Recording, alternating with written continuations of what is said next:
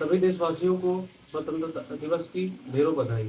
सबसे पहले तो मैं स्वतंत्रता संग्राम सेनानियों को धन्यवाद करता हूं और प्रणाम करता हूं उनके निस्वार्थ समर्पण को देश के प्रति।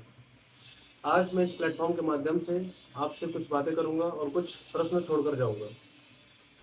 सबसे पहले जैसे हमें पता है कि इस वर्ष हम 80वां स्वतंत्रता दिवस मना रहे हैं। देश 1947 में आज़ाद हुआ। उस समय देश के सामने अलग तरीके की चुनौतियां थी। नेहरू सरकार ने दो मुख्य चुनौती थी। पहली थी आर्थिक चुनौती, दूसरी भुखमरी थी। ये दो बड़ी चुनौती थी। उस समय की सरकार, मौजूदा सरकार, नेहरू सरकार ने इसको टैकल करने के लिए 5 ईयर जैसे प्लान से शुरुआत की थी और काफ़ी हद तक टैकल किया। लेकिन फिर कुछ समय बाद एक नई चुनौती उभर कर आई, जनसंख्या विस्फोट की। लेकिन यह चुनौती कंट्रोल नहीं की जा सकी और मौजूदा समय में देश की जनसंख्या 140 करोड़ से भी अधिक है। वास्तव में इतने बड़े देश को कोऑर्डिनेट करना किसी भी सरकार के लिए बड़ी चुनौती होती है। लेकिन फिर भी हम देश के नागरिक होने के नाते, we the people of India होने के नाते देश को सुंदर और विकसित बनाने में संपूर्ण सहयोग देंगे, सिर्फ बातों से नहीं बल्कि अपनी एक्टिविटीज से। अगर स्टैटिक्स के अकॉर्डिंग देखें तो 2026 में देश को जिस स्थिति में होना चाहिए वाकई में वहाँ से कहीं पीछे।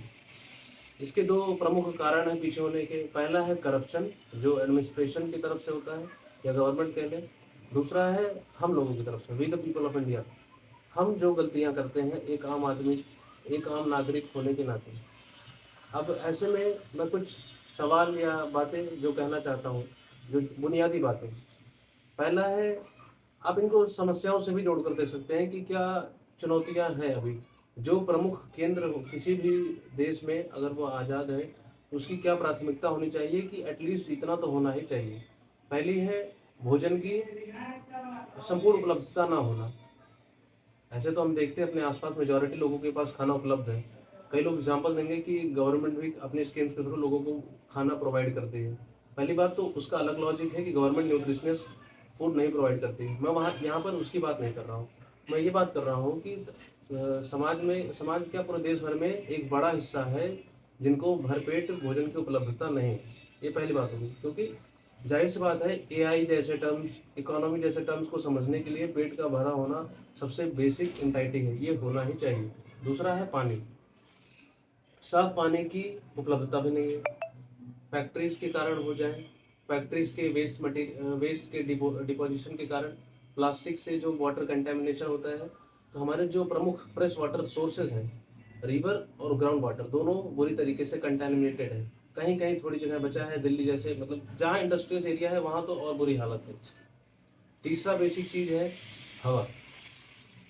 मेरी बात विश्वास करिए, आप जहाँ भी हो गूगल खोलिए और एयर क्वालिटी इंडेक्स चेक करिए, वह हजार्डस या डेंजरस की तरफ ही होगा। सेफ जोन में तो बिल्कुल भी नहीं होगा। आपने नोटिस किया होगा, मैंने जिन 3 चीज़ों की बात की वह बिल्कुल बुनियादी है। भोजन, पानी और हवा।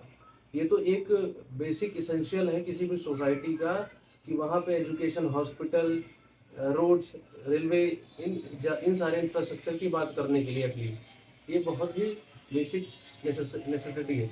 इसके लिए मैं सिर्फ जिम्मेदार गवर्नमेंट को नहीं ठहराना चाहता हूँ। इसके लिए हम दोनों कौन, गवर्नमेंट और हम जनता, we the people of India भी जिम्मेदार हैं। लेकिन अकाउंटेबिलिटी सिर्फ गवर्नमेंट शो करती है। इसीलिए यहाँ पर इस वीडियो के माध्यम से मैं सिर्फ गवर्नमेंट को अकाउंटेबल ठहराता हूँ और गवर्नमेंट से क्वेश्चन करना चाहता हूँ कि आपके पास इतना बड़ा तंत्र है, इतना बड़ा सिस्टम है।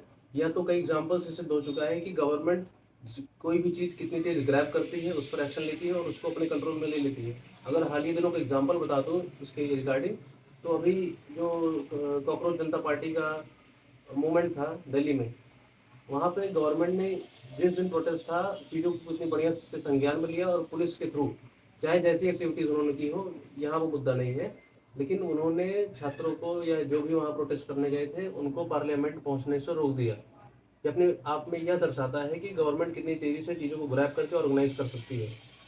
और मेरा मानना भी यह है कि गवर्नमेंट के पास अनलिमिटेड, काफ़ी ब्रॉड सोर्स ऑफ सिस्टम है, तो वो इसको बेसिकली कर सकते हैं।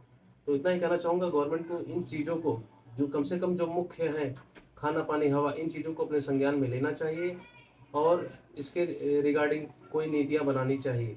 धन्यवाद। और जाते जाते फिर से आप सभी को स्वतंत्रता दिवस की हार्दिक शुभकामनाएं।